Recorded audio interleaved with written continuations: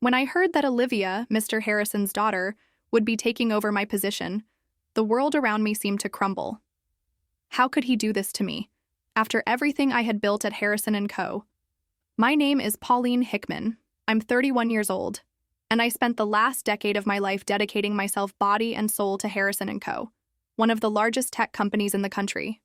I was the operations manager, a position I earned through effort and perseverance, always believing that my work spoke for itself. I never imagined that after so many years of dedication, everything I had built could be destroyed in the blink of an eye. But on that day, my world turned upside down. That day started like any other, or at least that's what I thought. The sun was still shining through the large windows of the Harrison & Co. office, the company I had been working at for over 7 years. My name is Pauline Hickman. I'm 31 years old, and I am the operations manager. In such a dynamic sector, I knew the workload would never be light. But until then, I was used to it. That's how things worked. I was at the top of my game, always focused on goals and results. I knew my dedication would always make a difference. I never imagined that on that day, everything I had built could collapse. I entered the conference room as I always did, with a coffee in hand and a sharp gaze. Monday meetings were usually lukewarm, but the tension in the air was palpable at that moment. Everyone was already sitting at the table, with strange expressions, as if everyone knew something I didn't. Mr. Harrison, the CEO of Harrison & Co. was there, as usual, in his black leather chair, with a commanding posture and a presence that used to convey a sense of security. But not today. Something was wrong. "Good morning, everyone," he began, with a tone I didn't recognize. "Before we start the meeting, I'd like to announce an important change in our structure." I frowned. Change? I had been at the company long enough to understand that significant changes weren't common, and by the looks of it, what he had to say wouldn't be simple. Everyone in the room started looking at each other as if they were waiting for the worst. "Pauline," he called me, and I looked at him, still not understanding. "I know how much you've dedicated yourself to the work here. You've been one of the most valuable people at the company, but today I'm making an important decision." Those words, spoken in that almost paternal tone, threw me off. What was he saying? I was beginning to realize that this wasn't a normal meeting. He paused dramatically, all eyes on him. Even the breathing in the room seemed to have stopped. "I'd like to announce that my daughter, Olivia, will start assuming a leadership position here at the company. She will take on the role of operations manager starting today." His words were in slow motion in my mind. Operations manager? My position? It couldn't be. I looked at the door as if expecting Olivia to walk in, a 20-year-old girl with that carefree look full of promise typical of someone starting their professional life. I knew she was finishing college, but I never imagined her father, Mr. Harrison, would be so bold, replaced by a 20-year-old girl. The silence in the room dragged on. I was paralyzed, unsure of what to say. How could this be? He was telling me that after everything I had done for Harrison & Co., he was putting his daughter in my place. I couldn't process it properly. My brain was racing, trying to understand what he had just told me. "Pauline, you are one of the best employees we've ever had here," he said again, with that soft tone, almost as if he were trying to calm me down, but I felt the coldness in his words. "I know you'll understand. Olivia has many fresh ideas, and she'll take the company to a new level." I was hit with a feeling of vertigo, and my body seemed to wobble for a second. New levels? Those words felt like a blow. I had been the person who contributed to the company's growth, lost nights and weekends in search of solutions, putting Harrison & Co. at the top of the market. And now he was trading all of that for someone who hadn't even started to understand what it meant to lead a real team. I tried to speak, but my throat was dry. When I finally managed to open my mouth, my voice came out weak, almost a whisper. "Mr. Harrison, I don't understand. Olivia?" He smiled, but it was a different smile. It wasn't the smile I used to see. There was something there, something distant, something I couldn't decipher. "Yes, Pauline," he said calmly, almost as if it were obvious. I trust her with this responsibility, and I'm sure you'll understand. I trust you. Those words were still echoing in my head. Trust? What did that mean now? Did he trust me? Or was he trying to convince me that I should passively accept this replacement? I couldn't understand. I looked at Olivia, who was sitting next to him, watching everything in silence. She was smiling, but it wasn't a genuine smile. It was as if she was relieved to finally get her father's approval to take on something that wasn't entirely clear. I saw her look, that sparkle of, I can finally show I'm capable. But I knew she had no idea of the weight that came with that position. She had no idea what it meant to lead a team and keep operations running with the constant pressure for results. She seemed just lost. I know you'll understand, Pauline, Mr. Harrison said once again, in an almost impersonal manner, but I couldn't avoid the feeling of betrayal. Something inside me broke at that moment. The trust I had in him, built over years of work, crumbled before my eyes. I looked at him, and then at Olivia, with growing anger inside me. How could he do this? How could he trade someone who had dedicated their life to the company for his daughter, who hadn't even started to understand what real work was? I could no longer keep my composure. My voice came out almost in a muffled scream. I gave everything for this company, Mr. Harrison, everything. And you replace me with her, a 20-year-old girl?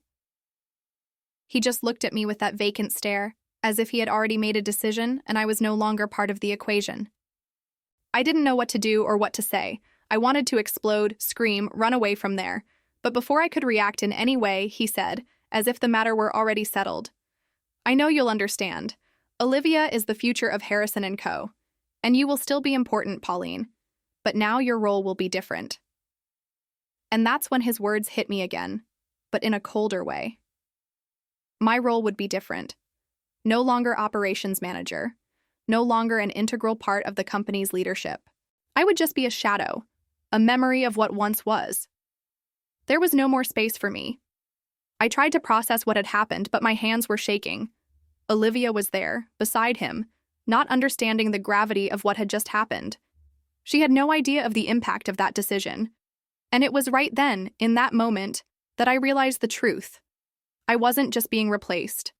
I was being discarded. But as Mr. Harrison spoke, something he said made me question everything that was happening. He spoke so casually, as if everything had already been decided, as if I was already out of the equation. I trust you. I trust you for what exactly, Mr. Harrison? That day was a turning point in my life, and I could barely process everything that had happened. When I left the conference room, Mr. Harrison's words were still echoing in my mind. Had he really replaced me with Olivia? His daughter, a 20-year-old, barely graduated, with no practical experience. And me, Pauline Hickman, a dedicated professional who had given everything to Harrison & Co., was discarded as if I were disposable. What happened to the trust he always said he had in me? What happened to the partnership we had built over the years? On my way to my desk, I couldn't stop thinking about Olivia. She had been sitting next to Mr. Harrison during the meeting, smiling with that look of someone who had finally achieved what she had always wanted. It was clear to me that she had no idea what she was doing, yet she was put in my place. Me, who had spent sleepless nights, faced the greatest challenges, and delivered solid results, was being replaced by someone who didn't even know what it meant to work under pressure. In the following days, every time I entered the company, I felt a growing pressure on my chest. Olivia was everywhere. She floated through the halls with that confident look, as if she were already the owner of the place, as if she was born for it. She was already making decisions, delegating responsibilities, speaking with the company's most important clients, while I was still there, with the same desk, the same responsibilities, but feeling completely invisible. She didn't have the experience I had, and it seemed obvious that she didn't even know where to start. Every time I saw her delegating tasks I had always taken on myself, I felt a weight inside me. I was being left behind. I, who had always been part of the soul of the company, was being ignored, as if I had lost my importance, as if everything I had done until then was not enough. One day, as I passed through an office hallway, I overheard a group of colleagues talking about Olivia's new plans. They spoke of her as if she were the company's great hope, as if she already had the answers to everything. My stomach turned when I heard it. "I hope she doesn't do what Pauline did," someone commented, and another person replied, "I think she has more vision than Pauline." Those words cut through me. What happened to my dedication? What happened to the results I delivered year after year? How could that be forgotten so easily? It was as if everything I had done had no value. At night, I would return home with a deep pain in my chest. The conversations at the office echoed in my mind. I couldn't escape the cycle. I tried to be rational, to understand. Had I failed at something? Had Mr. Harrison replaced me because I was no longer up to the company's expectations? I couldn't believe it, but at the same time, I knew something was wrong. Something that didn't make sense. A betrayal, a power play, something I couldn't grasp. Then, one night, as I was getting ready for bed, my phone vibrated. The notification sound broke the silence of the empty house. I looked at the screen and saw Mr. Harrison's name. My heart skipped a beat. He had sent me a message. Just one sentence. "We need to talk privately tomorrow." I froze. My mind started working quickly, trying to imagine what he wanted. Was it an apology? Was he going to call me in to try to convince me that the decision was right? Or was it another conversation about how the new phase of the company required something new, and I was no longer part of that new world? But what did he want from me now? Was it an attempt to calm me down, to smooth things over, or was he preparing another bombshell? The message didn't say anything beyond that vague sentence, but I knew his tone, always so direct and controlled, wasn't casual. Something was about to happen, and my instinct told me it wouldn't be good. I stared at my phone, trying to process those few words. What did he want now? And worse, what would I do if I had to face it alone? I was tired. I was emotionally exhausted. And every time I thought about what he had done, a wave of anger mixed with dull pain washed over me. The next morning, anxiety consumed me before I even arrived at the office. I couldn't focus on anything during the day, and every time I crossed paths with Olivia in the halls, it felt like a weight was being placed on my shoulders. She seemed so comfortable in that role, as if she were at home. When I looked at her talking to others, it seemed like everyone was ignoring the fact that she had no idea what was going on there. Finally, the time came. I knew the moment of my meeting with Mr. Harrison was approaching. My nerves were on edge. I found him in his office, a large and elegant room, with dark wood-covered walls and an imposing desk at the center. He was sitting behind his desk with a firm posture and a serious expression, as if waiting for me.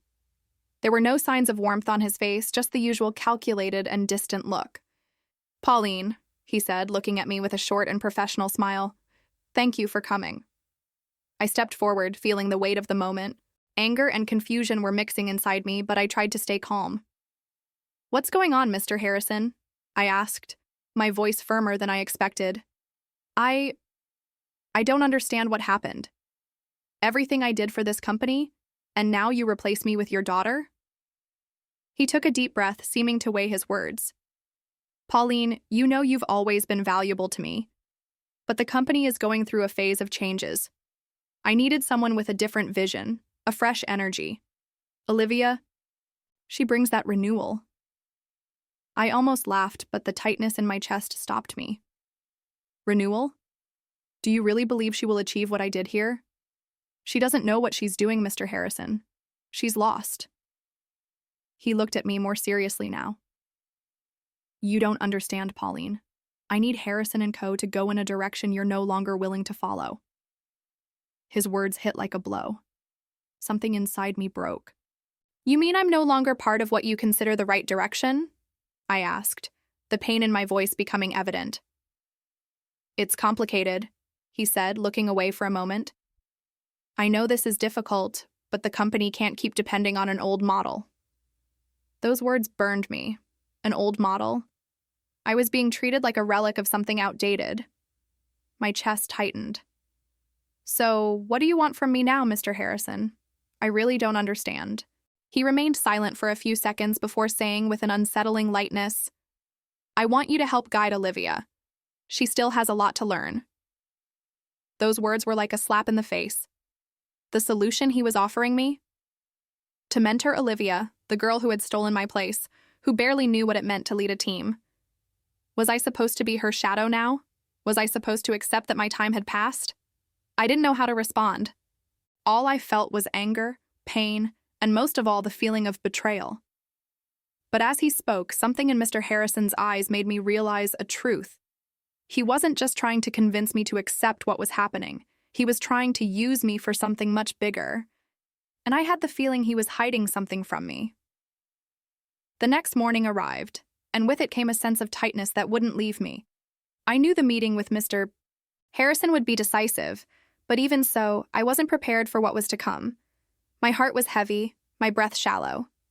I spent the entire night replaying the meeting from the previous day, trying to understand why he would have done that to me, why he would replace me with Olivia, a 20-year-old girl with zero experience.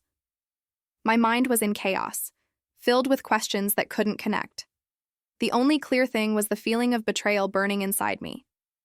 When I entered the office, my mind was so restless that I barely paid attention to the things around me. The familiar sound of keyboards, the soft hum of conversations in the background, nothing seemed that important. I was focused on just one thing. What did Mr. Harrison want from me now?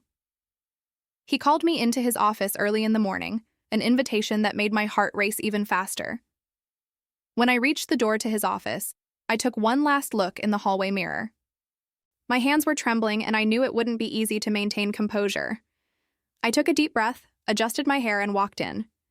He was there, as always, sitting behind his large mahogany desk. His office was the same as ever, luxurious, imposing, with a bookshelf full of books and awards, and a panoramic view of the city. But despite all the familiar details, something was different. He was different. The posture that always exuded unwavering confidence now seemed tense. His shoulders were slightly hunched. His usually warm and confident smile was now just a shadow of what it used to be. "Pauline, I know you're shocked by the change," he said, his voice soft, as if trying to calm me. But for some reason, his words sounded empty. "But you've always been a fundamental part of our team. I hope you understand that this isn't a dismissal. Olivia is just learning to handle the role, and I still need you." He paused, but his expression revealed little. I knew he was trying to be careful, but it only made me feel more uncomfortable. What was he trying to tell me? I had been replaced.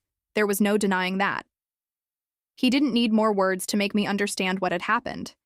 But at the same time, his reaction didn't make sense. He seemed tense, as if he was hiding something. "So, why did you replace me, Mr. Harrison?" I tried to remain calm, but my voice faltered a little. A slight falter, but enough to betray me. Doubt and frustration were written all over my face. "Why do this all of a sudden?" He took a deep breath, as if trying to find the right words. He knew his answer wouldn't make sense. Knew there wouldn't be any explanations I could easily accept. "Olivia has a new set of ideas. Something I believe can take the company in a new direction. She has a fresh perspective, Pauline.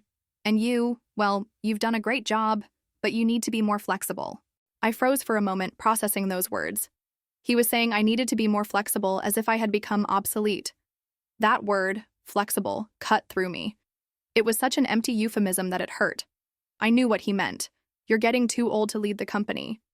His words were a disguised blow, and my whole body reacted to it, feeling the anger rise in my chest. Those words didn't make sense. Or maybe they did, but I didn't want them to. I knew what he was trying to say. The old guard was being replaced by a fresh, young perspective, free from the burden of years of experience. I had been replaced by someone who hadn't even graduated from college yet. But the worst was yet to come. And when he continued, the feeling that something much deeper was going on overwhelmed me. "I know this change may be difficult," he said in a softer tone, almost an attempt to soften the harshness of what was happening. "But I hope you'll stay with us, as a mentor to Olivia." Mentor. He wanted me to be Olivia's mentor. What was that exactly? He wasn't just replacing me. No, this wasn't just about the position. It was about an attempt to change my role, my identity within the company, as if my experience and hard work over the years were now just tools to support the growth of someone who didn't even know what real responsibility meant. I tried to keep calm, but a wave of anger, frustration, and confusion took over me. Mentor. Me? The incredulity was clear in my voice. You want me to stay here, helping her take on a role that should have been mine? Why didn't you give me another chance, Mr. Harrison? I deserve a chance to show that I can adapt too. I'm not an old, broken piece that needs to be replaced. I still have a lot to offer. He looked at me, his eyes showing a mix of understanding and something else. Guilt? I didn't know. But he didn't say anything immediately, just let the tension drag on. Something was off in this conversation. He was telling me he needed me, but at the same time, the way he was sidelining me seemed to suggest the opposite. It was as if I were a shadow, a figure to be used without my real value being recognized. I was starting to realize that what he wanted wasn't to help me move forward, but to keep me available while he handed the reins to Olivia.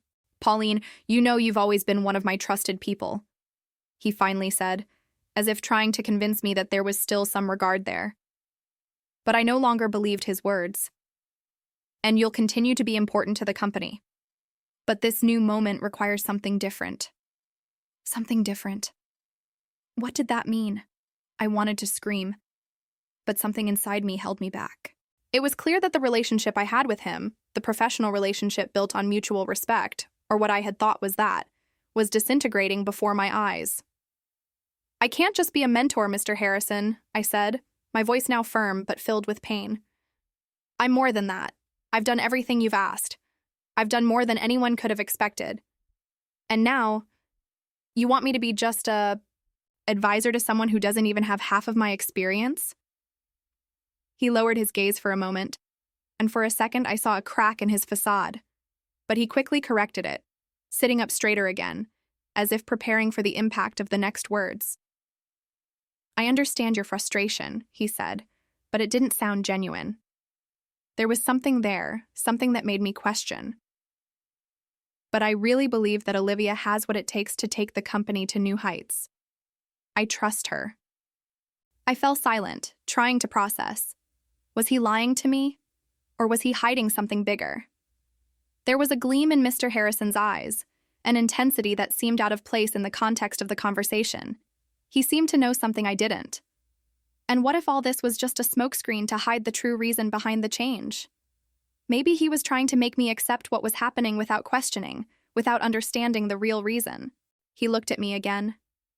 And in that look, I realized something I hadn't noticed before. Desperation. Desperation on his part. Something was happening there. Something much bigger than he was willing to admit. But before I could ask what was really going on, he stood up and looked at me with a strange glimmer in his eyes. Pauline, there's something else you need to know. In the following days, I couldn't stop thinking about that conversation. What he had said, the forced smiles, the way he had sidelined me, everything felt so strange, so empty. Something inside me refused to accept the official version. I needed answers. The feeling of being manipulated, of being just a pawn in a bigger game, consumed me from the inside. I went to the office every day with a growing sense of discomfort. I tried to continue with my daily tasks, but everything felt different. The conversations around me, the looks from colleagues, the environment, everything was changing. Olivia was everywhere, but contrary to what it seemed, she wasn't the eager young novice trying to learn. She was relying too much on what appeared to be an unnatural and sudden confidence. It was as if she was following a script, not on her own, but because someone was guiding her. At first, I started watching her more closely, trying to understand what was really going on. She always seemed at ease, but there was something artificial about that behavior. It was as if she was rehearsing her lines, calculating every step, and that bothered me. It was no longer just a matter of being replaced. There was something behind Mr. Harrison's decision, something I still couldn't decipher. It was in one of the team meetings that I noticed something truly alarming. Olivia was leading the discussion as usual, giving her opinions on the future of the company, but her words sounded mechanical, as if they were coming from someone who was just repeating what had been told to her. When she mentioned a series of important decisions about the direction of the business, I noticed that the tone wasn't hers. She was, in some way, imitating a speech, not being a genuine leader. It was clear she didn't have the real knowledge needed to understand everything at stake. She was just following a script. But the worst part was what she said right after, almost without realizing the impact. My father believes this change will work. He always knows what to do. The word father echoed in my mind like thunder. It was a simple word, but it carried enormous weight. Olivia wasn't there by chance. She wasn't trying to learn leadership like any normal intern would. She was following an order. She was being used. I was frozen. The pieces started to fall into place, but not in the way I expected. It wasn't just about her. It wasn't just about my position or Mr. Harrison's attempt to put his daughter in charge. He wasn't doing this just because he believed she had new ideas, as he had told me. No, there was something much deeper going on here. Something involving more than I had imagined. Mr. Harrison had always been a strategic person, but this strategy seemed more like a complex maneuver, something he didn't want anyone to discover, especially me. Maybe he had been manipulating the situation from the start. Maybe all along he had used me as a pawn in his power game, and now he was discarding me, letting the girl follow his orders without question. But what did he really want with this? As the days passed, the feeling that I was being manipulated only grew. The company was in a delicate position, and Olivia, seemingly, was doing everything she could to convince everyone she was ready. But the more I observed, the more I saw that she wasn't in control of everything. There was something, or rather, someone, behind her, someone orchestrating every move. That night, at home, my investigative instinct led me to seek more answers. I spent hours rummaging through the company files on my personal computer. I knew it wasn't the most ethical thing, but my sense of justice wouldn't let me rest until I discovered what was really going on. If Mr. Harrison was planning something, then he must have left traces. Something always gets left behind. And it was there, amidst a pile of confidential documents, that I found something I never should have seen. I was going through a series of archived emails when something caught my attention. A confidential file titled Opportunity Project, Strategy Summary. The name sounded strange to me, but what was inside would change everything. When I opened the file, I found a strategic plan written with unsettling precision. The project wasn't referring to a simple restructuring of roles or expansion. It was something much more sinister. It talked about a series of secret financial moves, manipulation of the company's stock, and a global restructuring that would leave Harrison and Coaller in the hands of a closed group of investors, and Olivia was just a piece in that game. What became clear to me was that Mr. Harrison had orchestrated everything. He was using his daughter's image, young and inexperienced, as a facade to cover up a financial game he was playing with outside investors, people I never would have imagined were involved. I stood there in shock as what I was reading felt like a bomb about to explode. Olivia's shares weren't hers. They were Mr. Harrison's, and he was using his daughter as a way to manipulate public opinion. And worse, he had used me to clear the path, removing me from the leadership role without me knowing his true intent. I was a pawn in this game. My heart was pounding as I read the rest of the file. The level of manipulation and the coldness behind that strategy were more than I had imagined. Mr. Harrison was involved in something much bigger, something that involved far more money and power than I could conceive.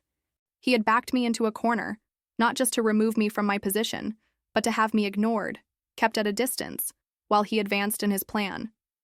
I didn't know exactly what to do with that information, how I could confront such a ruthless and calculating man. I needed more evidence, more answers, but I knew I was dealing with something much bigger than anything I had imagined. But then, in the middle of the night, while I was still processing the information, my phone vibrated. A message from an unknown number with a simple sentence.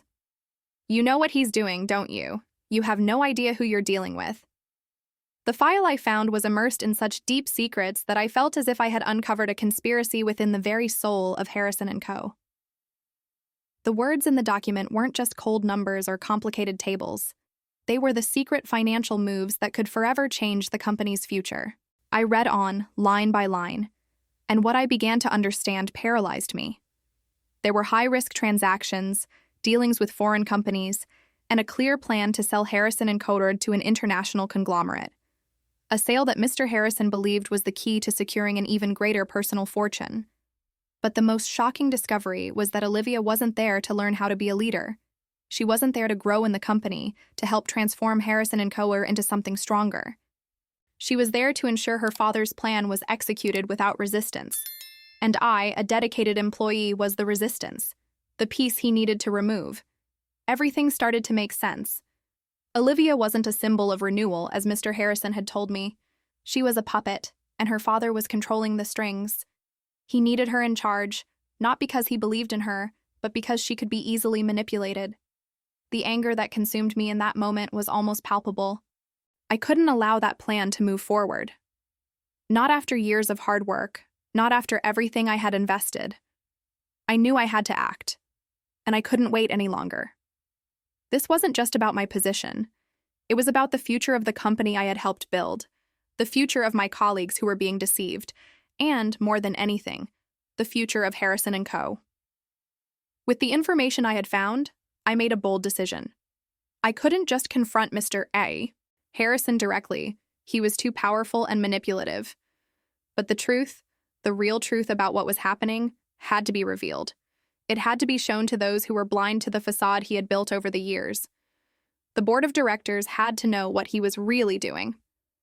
It was a night of preparation, a night of tension, as I organized the documents. In the silence of my office, only the sound of my keyboard filled the space. I couldn't wait any longer.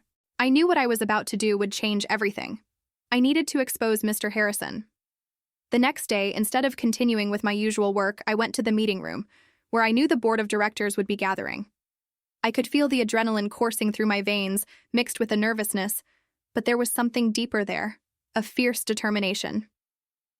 When I entered the room, all eyes turned to me. There was no time to waste.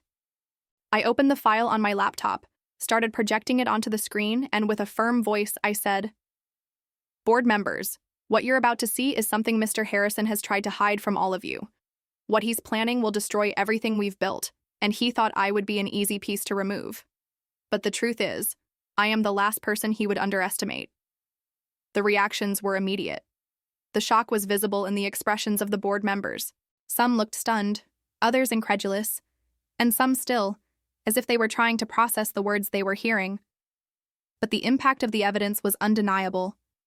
They saw the financial transactions, the secret plans, the intention to sell the company to a foreign corporation. I could feel the atmosphere change around me, the tension rising.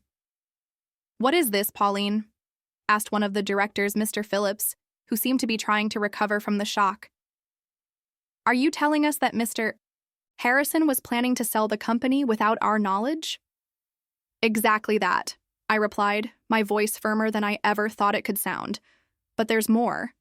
He was also manipulating Olivia, placing her in charge so the plan would go forward without resistance. She didn't know any of this. She was just a pawn in his game."